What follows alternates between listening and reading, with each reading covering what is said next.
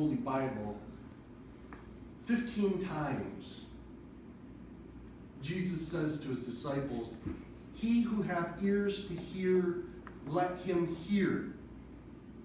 Well, as far as I know, pretty much every creature on earth has a couple of ears. So what was he talking about? Because he said it 15 times, it must be kind of important. And I was reading a Christmas story to my daughter this week, and my daughter says, "Daddy, you know, Jesus lives in my heart." I'm like, "Whoa, where did this come from?" I'm like, "Well, yeah, well, that's right, honey. I mean, where'd you hear this from?" She goes, "God told me." And I go, "God told you?" She goes, "Yeah, but I didn't hear it." She goes, "It came from my heart." And I'm like, what a coincidence. But not a coincidence, right? It's difficult for me to talk about these things with all of you because I know a former version of myself would be like, "Oh man, things are getting weird." You know? And so, so I appreciate you guys taking the time and listening to me, but you know, we did cover a little bit on listening, and we also covered a little bit on my particular prognosis. You know, stage 4 cancer.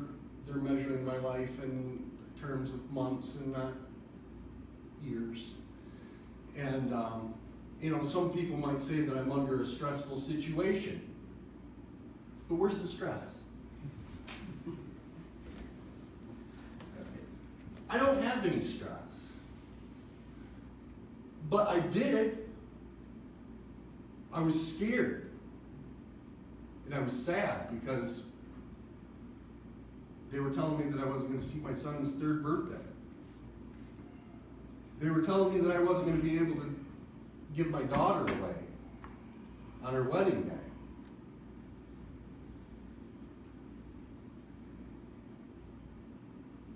And that was difficult for me. And of course, it led me to the point where I cried out for God's mercy.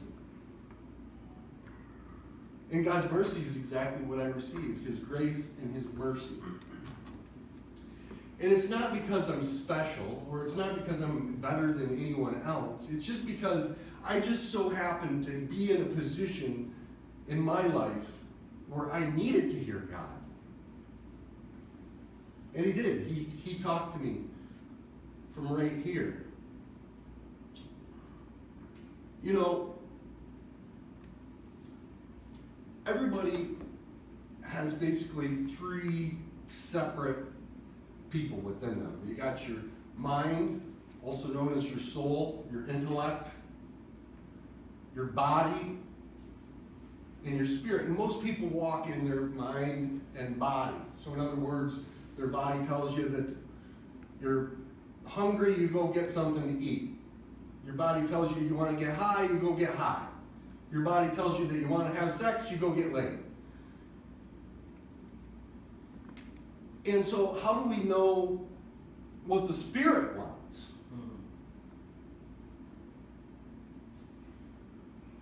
Well, Jesus says that we shall not live by bread alone, but by every word that proceedeth out of the mouth of God. And so we have to dig into the Bible to know what the Spirit wants, because that's what the Spirit needs. That's what renews our minds in Christ. So we can't know what God's will unless we read God's will. And then we can know whether what we're hearing in our hearts is true or not true. Because without that word, we don't know what the truth is. And I did take a couple of notes to make sure that I'm not missing anything. But, you know, I want you to think about what the origin of thought is. Where do thoughts originate? You know, in the cartoons, they used to have a little angel on one shoulder, and a little devil on the other shoulder. You know, and they weren't too far off.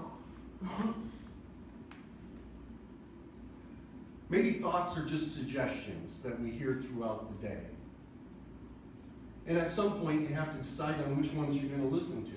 You know, people fast, not because they want to starve themselves, but because they want to put their body under subjection. So in other words, I'm in charge of you, you're not in charge of me.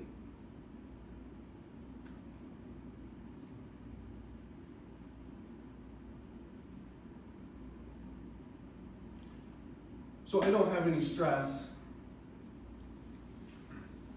because Jesus has taken it from me. He's given me a peace in my heart. He's given me hope. He's given me love. He's given me power. And He's given me a sound mind. Because fear does not come from God. I know that because I read it in the Bible. I had fear, but then I read the truth. And the truth is that God does not give us the spirit of fear, but of love, power, and a sound mind. And that's all I got for today. Thank you. Thank you. Thanks, Tom.